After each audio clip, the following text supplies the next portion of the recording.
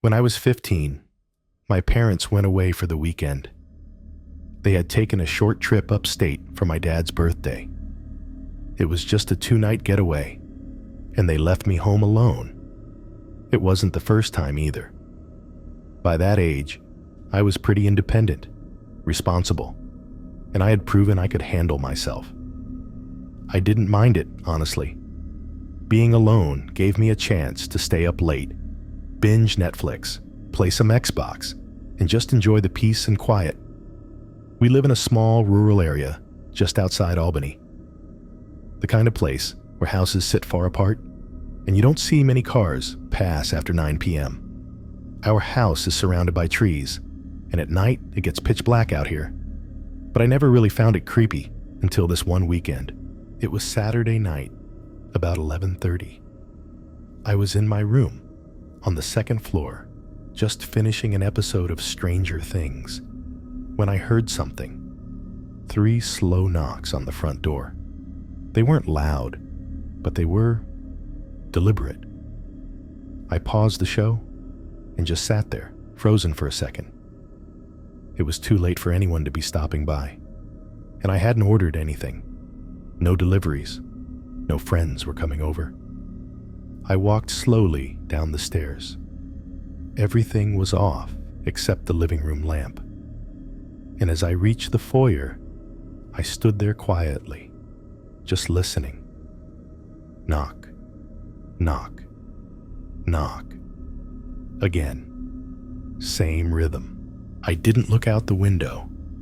Not yet. Just something in my gut told me not to. Instead, I quietly backed up a step, then another, and I waited. The knocking didn't come again. After maybe 30 seconds, I tiptoed to the front window.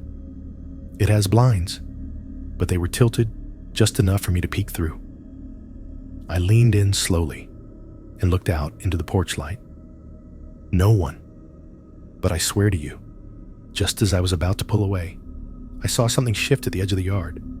Movement. It was just a silhouette, barely visible in the dark. But it was there, still, and facing the house. I ducked immediately. My heart started beating so loud I could hear it. I crawled away from the window and sat behind the couch, trying to make sense of what I just saw. I stayed like that for maybe 10 minutes. Nothing happened. No more knocks. No sounds. I almost started convincing myself it was just my imagination, until I got a notification from the Ring camera, motion detected, backyard. That made my stomach flip. The backyard? How did they get back there? I opened the app, and it took a few seconds to load. But when the feed finally came up, there he was. A tall man, wearing what looked like a dark hoodie. He was standing just off center of the frame, his head tilted slightly toward the camera, but his face was too obscured to make out. He wasn't moving, just standing there, looking. I turned the volume on the phone all the way down. I didn't want the alert sound giving me away. Then I crept toward the back of the house, as quietly as I could, and checked the locks. The back door was locked. The windows were shut. But I still felt exposed, like every window was now a weakness. I turned off every light in the house and went back upstairs. I locked myself in my room and texted my mom. "There's someone outside the house." She didn't respond right away, so I called. She picked up on the second ring, and I could hear the music in the background. They were still at the restaurant. I told her everything. The knocking, the person in the yard, the ring alert. Her voice went from calm to panicked in an instant. She told me to hang up and call 911 and to stay in my room, lock the door and stay quiet. I did exactly that. The dispatcher kept me on the line. I gave her the address and told her what was happening. She said officers were on the way. Estimated arrival time, 6 minutes. I stayed crouched by my bed. The room was dark. the only light coming from my phone screen. Then, just as I started to feel a bit safer, knowing help was coming, I heard something that made my blood run cold. A soft creak from downstairs, like a door opening. I muted my phone and held my breath. Another creak. Then the sound of a shoe scuffing against the wood floor. Someone was inside. I texted the dispatcher. "He's in the house." She replied immediately. "Officers are 2 minutes away. Stay hidden." I slid under the bed, face down, barely breathing. From under the frame, I could see a sliver of hallway light coming in through the bottom of the door. Then, shadows. 2 footsteps, right outside my door. He tried the handle quietly. It didn't turn. Locked. Then came a whisper. "Hey." It was a low voice right against the door. "I saw you at the window." I felt paralyzed. The phone vibrated again. "Police are pulling into the driveway." The person at the door didn't move. He just stood there for what felt like forever. Then, a loud bang from downstairs. "Police, open up!" I heard heavy footsteps rush down the stairs, then yelling, more banging, and then silence. A few seconds later, I heard my name. A real voice this time. Authoritative. A cop. I crawled out from under the bed and unlocked the door. 2 officers were inside, flashlights in hand. One of them stayed with me, while the others searched the house. The sliding back door was cracked open. The screen was sliced. Whoever that was, they got in through the back, and they were watching the house long before I even noticed. They never caught the guy, never identified him. All I know is he never took anything. He wasn't there to rob us, and I'll never forget what he said through the door. "I saw you at the window."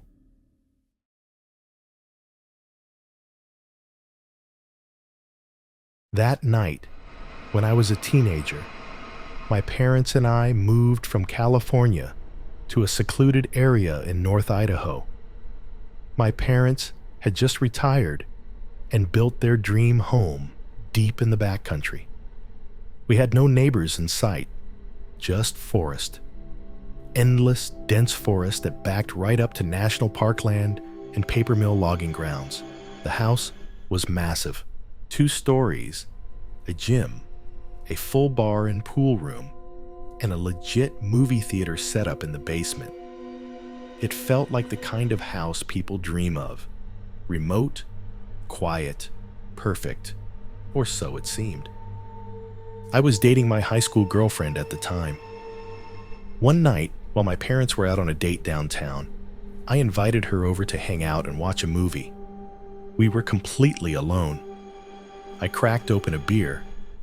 I was underage, but figured no one would care. And we headed down to the movie room to watch Gladiator.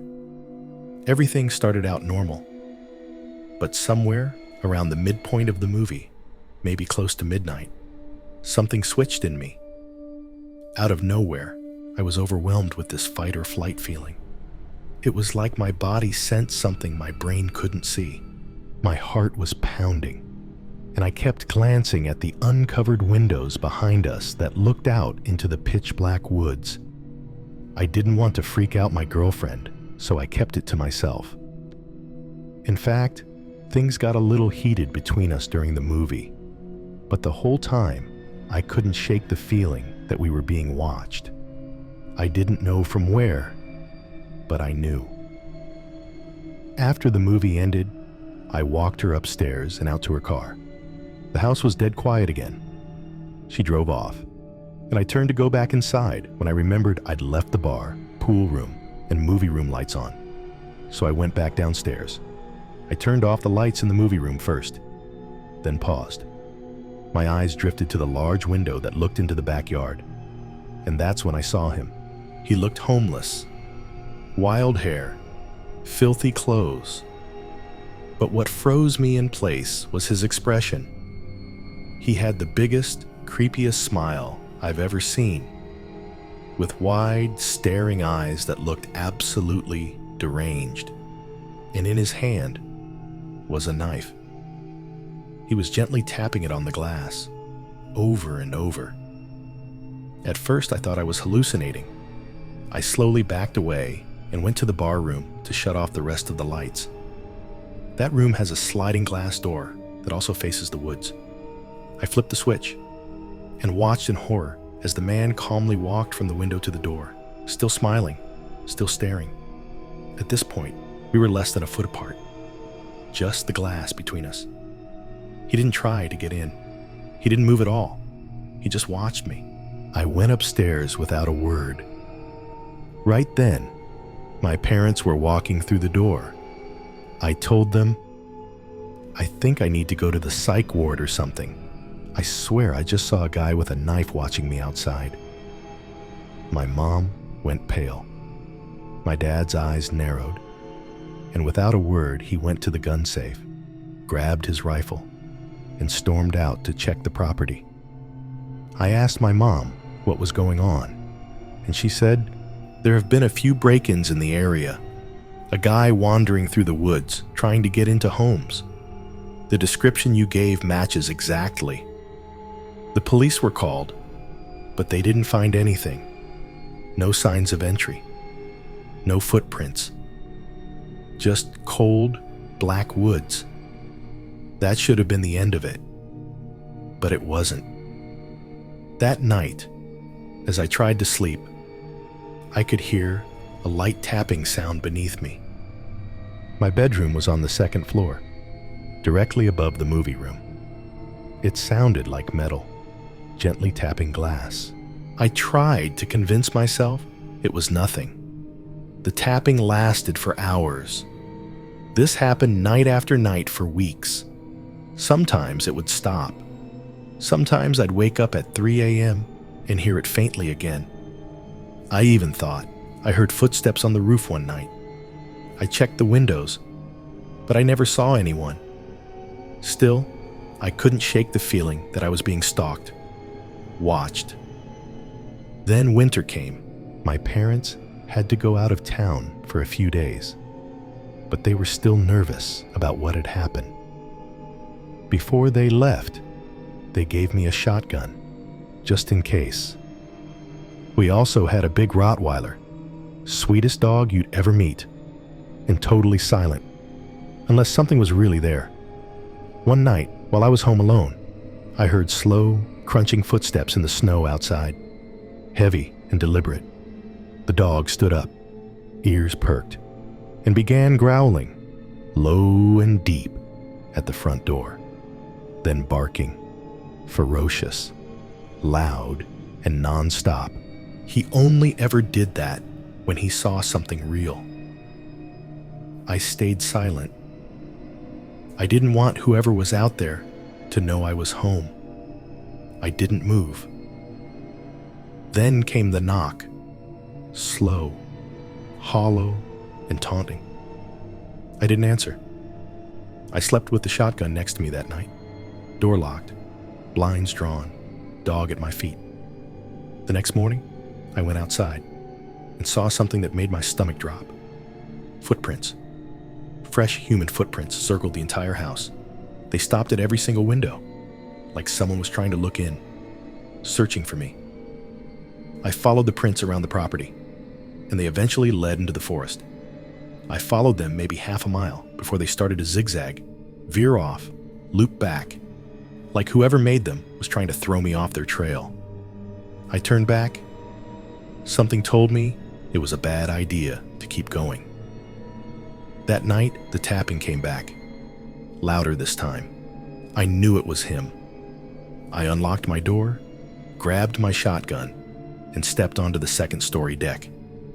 I flipped on the fog lights that illuminated the backyard. There he was. Same man. Same smile. Same dead eyes. He was holding the knife again, staring directly at me, like he could see through me. I raised the shotgun and shouted, "If you don't leave, I'll put one right through you."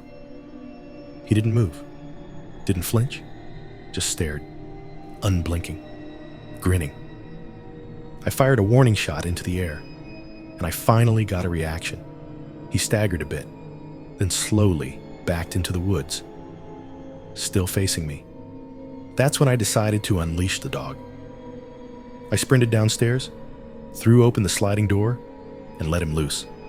He bolted into the forest like a black missile, barking and snarling. I'd never seen him that aggressive. He had a shock collar, so he couldn't go far. But I like to think he chased that guy off for good, because after that night, I never saw him again.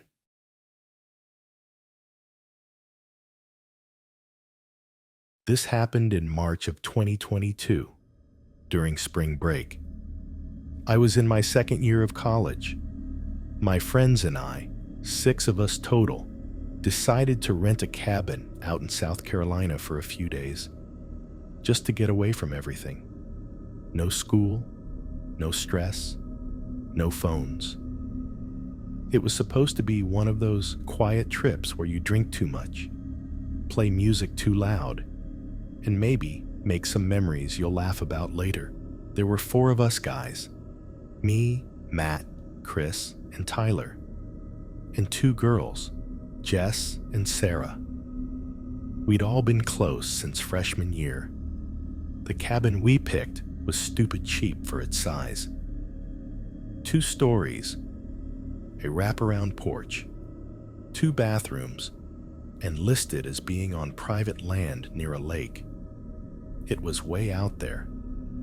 No towns for miles, surrounded by forest. The guy who owned it had a thick accent and seemed kind of off when we talked to him on the phone.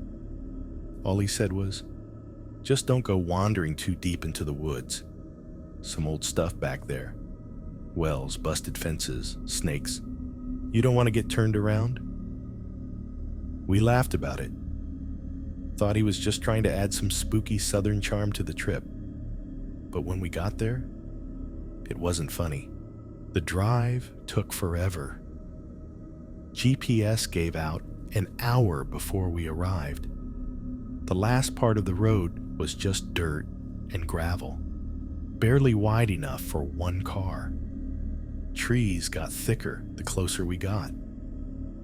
When we finally saw the cabin, we all kind of went quiet. It didn't look like the pictures. It was older and dirtier. The windows were dusty, and a few of the shutters were hanging off by the hinges. There was this faint smell outside, like old garbage and wet wood. We brushed it off and made jokes. Said it just added character. We unloaded, claimed rooms, and started drinking by 7 p.m. The first night was fun. We grilled outside, cranked music from a Bluetooth speaker, and played some card games. By 11 o'clock, it got cold, so we moved inside. That's when I noticed how dark the woods were. I don't mean just nighttime dark. I mean complete blackness. The porch lights barely lit up more than a few feet, and the trees were so dense it felt like they were pressing in from all sides. No bugs, no wind, just total, heavy silence. We ended up crashing around 2 a.m. I had one of the rooms on the ground floor, right next to the kitchen. Small, with just a bed and a window facing the woods. At around 4:15, I woke up. No reason. Just wide awake, like someone had poked me.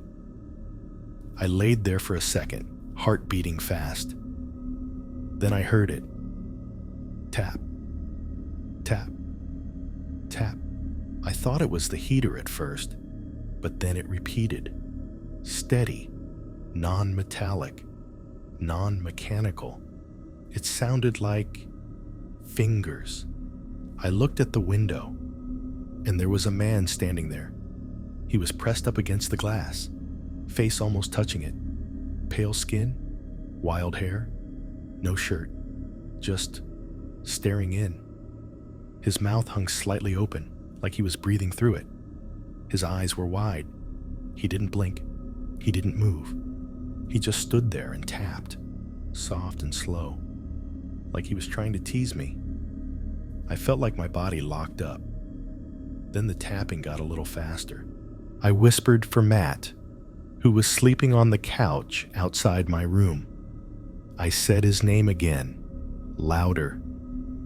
He woke up groggy and asked what I wanted. I just pointed. He looked over, saw the man, and immediately jumped up, knocking over the coffee table. That must have scared the guy off, because by the time Matt turned the porch light on and ran outside, he was gone. We all got up. The girls were terrified. Tyler tried to convince everyone it was just some drunk local messing with us. Chris said maybe it was a hunter who got lost, but I knew it was that guy watching me. He wasn't lost. We blocked the doors, moved the couch in front of the big living room window, and took turns staying awake for a few hours. Nothing else happened that night. The next morning, we went outside.